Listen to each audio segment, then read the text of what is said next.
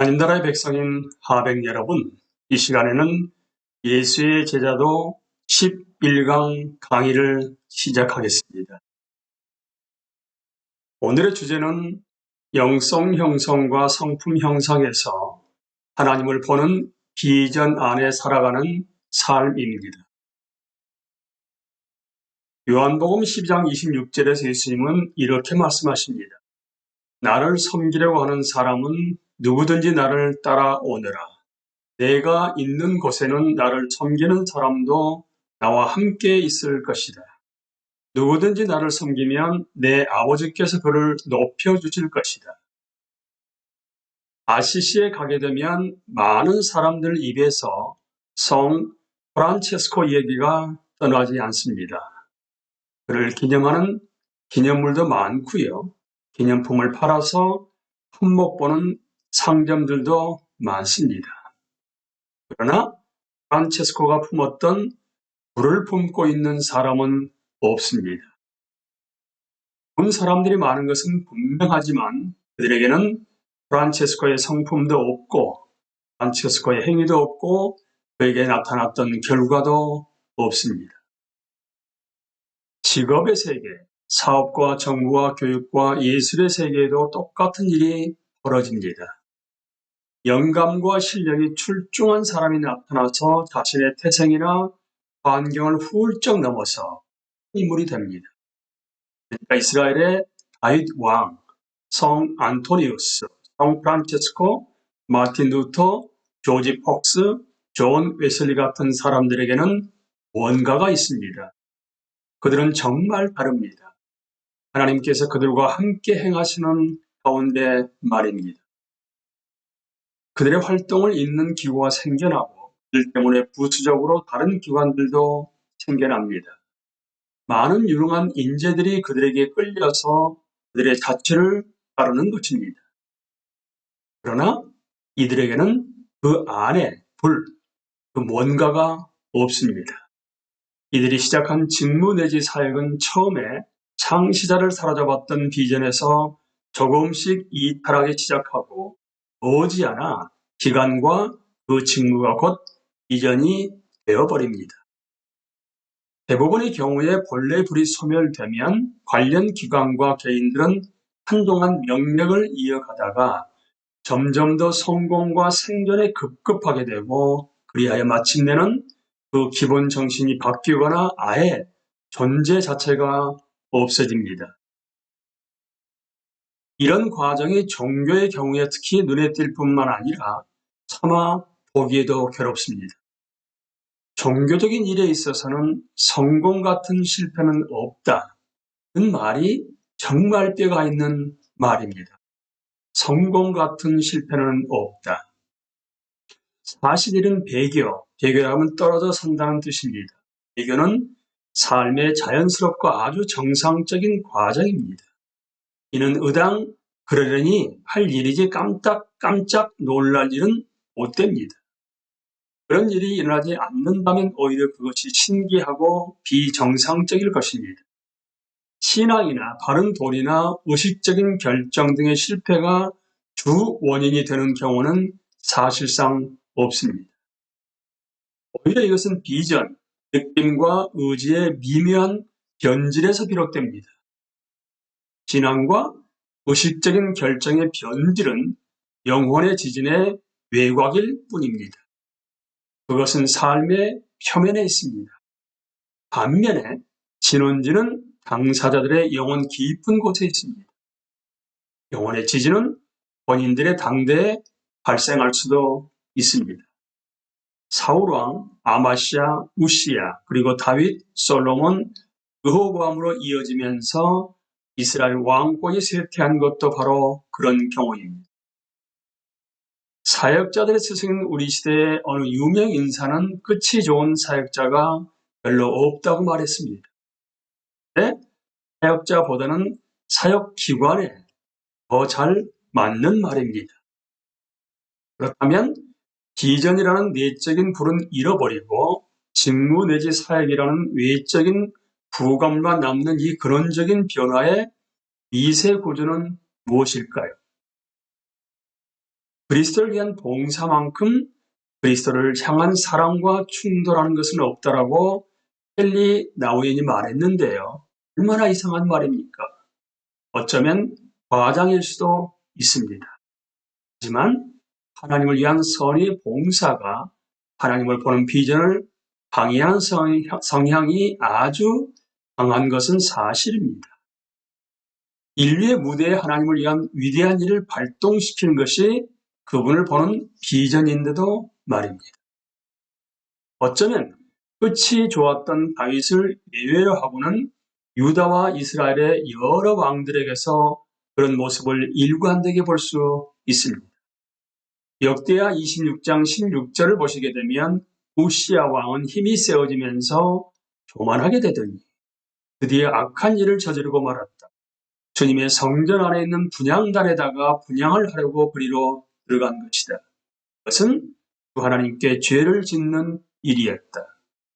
여러분, 우시야 왕이 어떤 인물이었던가에 대해서는 역대하 26장 4절에서 5절을 우리가 미리 알아볼 필요가 있습니다. 그는 우시야 왕입니다. 자기의 아버지 아마시아가 한 모든 일을 본받아서 주님께서 보시기에 올바른 일을 하였다. 그러니까 주님께서 보시기에 올바른 일을 하였다고 말씀하십니다. 그의 곁에는 하나님을 경외하도록 가르쳐주는 스가랴가 있었는데 스가랴가 살아있는 동안 우시야는 하나님의 뜻을 찾았다. 그가 주님의 뜻을 찾는 동안은 하나님께서 그가 하는 일마다 잘 되게 하여 주셨다. 네? 우시야의 마음이 교만했다. 성경에서 이 표현은 유다와 이스라엘을 열 왕의 실패를 진단하는 표준 방법이 되었습니다. 그 결과는 언제나 그들의 올권 행위로 나타났습니다. 자신을 영화롭게 했고 하나님을 의지하지 않았습니다. 그렇다면 전체적인 패턴은 과연 무엇이었을까요? 하나님을 향한 개인이나 단체의 뜨거운 헌신이 상당한 외적인 성공을 낳습니다. 외적인 성공은 성취감을 낳고 이미 성취한 일에 대한, 그러니까 성취한 일에 대한 것을 더 뛰어넘어서 그 이상의 성취에 대한 책임감을 낳습니다. 그런데 옆에서 보는 사람들에게는 외적인 성공이 전부이지요. 성취감과 책임감은 비전의 방향을 하나님에게서 우리가 하고 해야 할 일, 그러니까 대개는 호의적인 사람들의 박수와 지지 쪽으로 방향이 틀어집니다. 갈수록 직무가 비전이 되는 것입니다. 그것이 우리의 초점이 됩니다. 우리의 생각과 감정과 힘은 직무와 사역에 들어갑니다. 내면 생활에 있어서 목표가 하나님을 보는 비전의 자리를 대신 차지하고 우리는 비전도 없이 이런저런 목표의 추구에 갇히고 맙니다. 단조롭게 그 일만 되풀이하게 됩니다. 그리스도를 향한 사랑이 그리스도를 위한 봉사에 밀려나는 것이 바로 이 시점입니다. 하나님을 사랑하는 내면의 실체와 그분이 하나님이 하시는 일에 몰입하는 태도는 더 이상 삶의 중심이 아닙니다. 우리는 오히려 그것을 경멸하기까지 하거나 적어도 무시할 수 있습니다. 그러니까 불의 결과는 좋아하지만 그 결과가 어디서 비롯되는지는 모르는 사람들에게 인간의 영혼 안에 있는 하나님의 불은 언제나 미련해 보이는 법입니다. 사무엘하 23장 15절 17절을 거치게 되면 다윗이 이렇게 소원을 얘기합니다. 누가 베들레헴 성문 곁에 있는 우물물을 나에게 길어다 주어 내가 마실 수 있도록 해주겠느냐. 그러자 그 세 용사가 블레셋 진을 뚫고 나가서 베들레헴 성문 곁에 있는 우물물을 길어 가지고 와서 다윗에게 바쳤습니다. 그런데 다윗은 그 물을 마시지 않고 길어온 물을 주님께 부어드리고 나서 자신이 이렇게 하나님께 말씀드립니다. 이 물을 제가 어찌 감히 마시겠습니까? 이것은 목숨을 걸고 다녀온 세 용사의 피가 아닙니까? 그러면서 그는 물을 마시지 않았습니다. 다윗이 하나님 마음에 합한 자라는 것을 우리가 알 수 있는 말씀입니다. 하고 겸손한 마음을 확실히 알 수 있는 본문 말씀이지요. 이런 모습은 다윗의 삶의 다른 많은 사건들 속에서도 나타납니다. 이것을 보게 되면 다윗이 하나님의 세상 속에서 자신을 어떻게 보았는지 알 수 있습니다.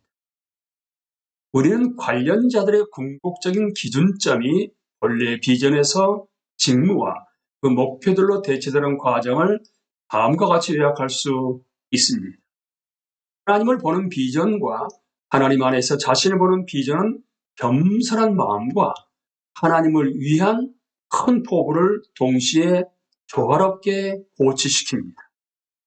그 둘이 잘 조화된 사람은 하나님을 의지하는 가운데 각고의 노력을 하게 됩니다. 하나님을 의지하고 하나님을 위하는 노력이니 하나님이 함께 일하시고 그래서 큰 결과가 나오게 되는 것입니다. 결과는 또한 자체적인 생명을 얻습니다. 그런데 주변 사람들에게 보이는 것은 결과뿐이지 과연 결과는 아주 대단해서 지지받을 가치가 있습니다. 때로 사람들의 지지도 하나님에게서 나올 수 있습니다. 그러나 이 모든 것의 결과를 우리는 신중하게 살펴야 합니다. 결과 때문에 마음이 변질되어 하나님을 보는 고유의 비전과 거기서 흘러나오는 겸손의 용기에서 벗어나지 않도록 말입니다. 우리는 구약 성경에서 여호수아와 엘리사가 한 제자가 스승, 그러니까 여호수아의 스승은 모세지요. 엘리사의 스승은 엘리야입니다. 스승처럼 여호와를 구하고 그리하여 한평생을 동일한 마음으로 살아간 두 인물입니다. 그렇다면 가장 중요하게 작용한 요인들은 무엇일까요? 답은 개념상으로는 간단하지만 실행면에서는 분명히 쉽지 않습니다. 세대가 바뀌는 경우는 특히나 더 그렇습니다. 관건은 창시자들을 고무하고 지배했던 하나님과 세상을 보는 비전 내지 시각을 파악하여 하는 것입니다. 이것은 극히 사적인 문제이며 개인마다 변화와 자유가 대폭 허용되기 때문에 딱히 처방전을 쓸 수는 없습니다. 이것은 또한 은혜가 달린 문제입니다. 우리의 삶 속에서 활동하시어 우리 힘으로 할 수 없는 일을 이루시는 하나님께 달려있는 것입니다. 이 모든 것을 인정한 상태에서 내면의 영적인 불을 전수받고 지속하기 위해 누구라도 할 수 있는 일들이 있습니다. 그러면 우리는 직무와 사역을 제자리에 묶어둘 수 있습니다. 그것들이 편협한 비전이 되어서 우리를 강박하고 결국은 우리의 목을 조르지 못하도록 말입니다. 첫째로 해야 할 일은 비전의 상실이 사실상 불가피함을 진심으로 인정하는 것입니다. 이런 인정은 명백히 하고 지속적이어야 합니다. 둘째로는 설립 비전을 파악하고 이해하고 보수해야 합니다. 쉽지 않은 일입니다. 우리는 비전이 무엇이었는가에 대해서 그리고 지금 무엇이어야 하는가에 대해서 솔직하고 철저하게 명확하게 해야 합니다. 점은 비전을 가진 사람들이 아닙니다. 비전 자체에 있어야 합니다. 셋째로 비전의 중심 내용대로 살아갈 조치를 취해야 합니다. 잠언 3장 5절에서 7절 말씀입니다. 너는 마음을 다하여 여호와를 신뢰하고 내 명철을 의지하지 말라.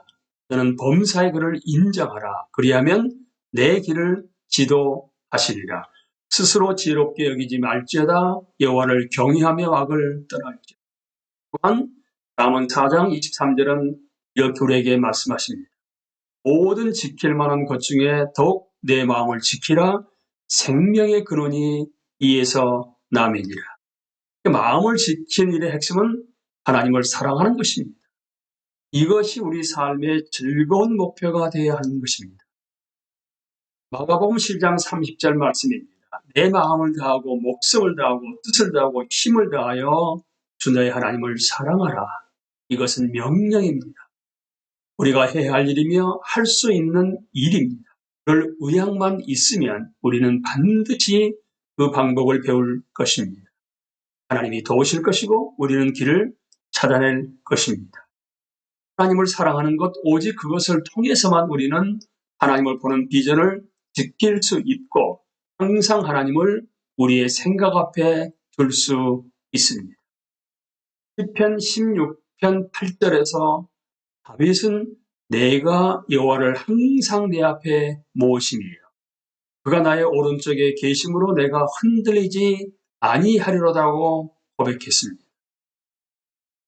이사야 66장 2절입니다. 겸손한 사람, 회개하는 사람, 나를 경외하고 복종하는 사람, 이런 사람을 내가 좋아한다. 하나님이 좋아하는 사람이 어떤 사람인가를 분명하게 말씀하고 있습니다.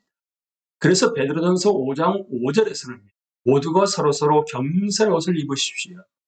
하나님께서는 교만한 자를 물리치시고 겸손한 사람에게 은혜를 베푸십니다.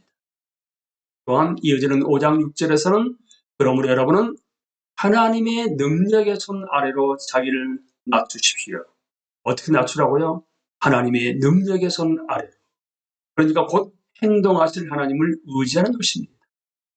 그리고 결과를 전적으로 하나님께 맡기는 것입니다.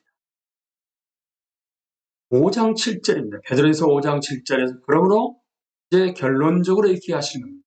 여러분의 걱정을 모두 하나님께 맡기십시오. 하나님께서는 여러분을 돌보고 계십니다. 그 결과 그들은 직무와 사역이 하나님의 때에 하나님의 방법으로 이루어지려는 것을 확신을 얻습니다. 그것들이 비전이 될 필요가 없지요. 우리가 그것을 위해 세우는 목표는 하나님의 일이지 우리의 일이 아닙니다. 우리는 아는 만큼 최선을 다하고 열심히 일하고 자신을 희생하기까지 합니다. 지지 않습니다.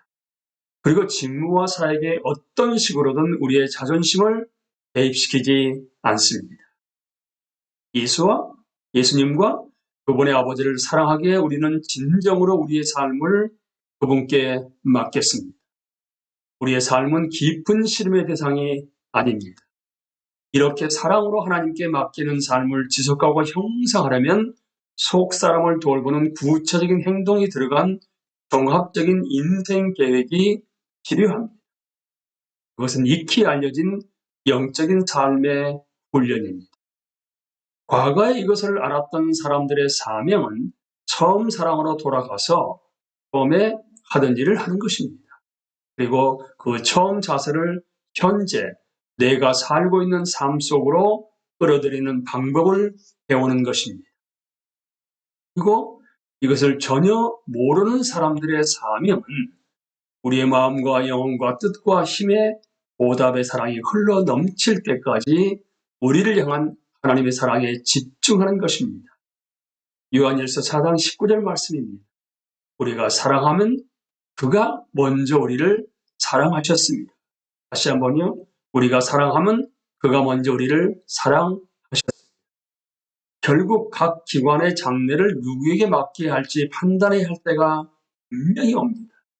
이런 판단은 하나님의 능하신 손 아래서 그러나 단호히 이루어져야 합니다.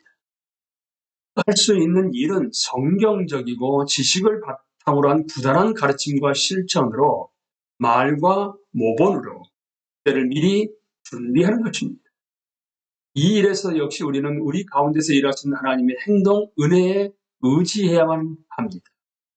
하나님은 우리가 사랑하시는 분이며 또 우리가 다른 사람들에게 끊임없이 하나님의 사랑을 전하는 분이십니다. 모든 것은 우리의 마음과 목숨과 뜻과 힘을 다하여 실제로 하나님을 사랑하는 것으로 귀결됩니다. 그리고 하나님의 능동적인 은혜를 맞이할 그런 활동을 우리 계획의 최우선에 두어서 그 사랑이 우리의 삶이 되게 하는 것으로 귀결됩니다. 그가 일을 감당하듯 무슨 사역을 맡아서 수행하든지 간에 우선순위가 분명히 실제로 하나님을 사랑하는 것이라는 것을 다시 한번 우리에게 일깨워 줍니다. 그러니까 하나님의 능동적인 은혜를 맞이할 그런 활동을 우리 삶의 계획의 최우선에 되어서 하나님의 사랑이 우리의 삶이 되게 하는 것이 얼마나 중요한 것인가, 최우선순위인가를 다시 한번 우리로 하여금 하나님을 보는 비전 안에 살아가는 삶으로서 달라스 윌라드는 우리에게 말하고 있습니다. 여러분과 제가 정말로 첫 계명이라고, 가장 중요한 계명이라고 일컬어지고 있는 마음과 목숨과 뜻과 힘을 다해서 하나님을 사랑하는 것인가에 대해서 다시 한번 하나님 앞에서 자신을 들어보게 됩니다. 하나님의 은혜의 능력에 힘입어서 먼저 하나님을 사랑하는 여러분과 제가 될 수 있게 되기를 예수 그리스도의 이름으로 기도합니다.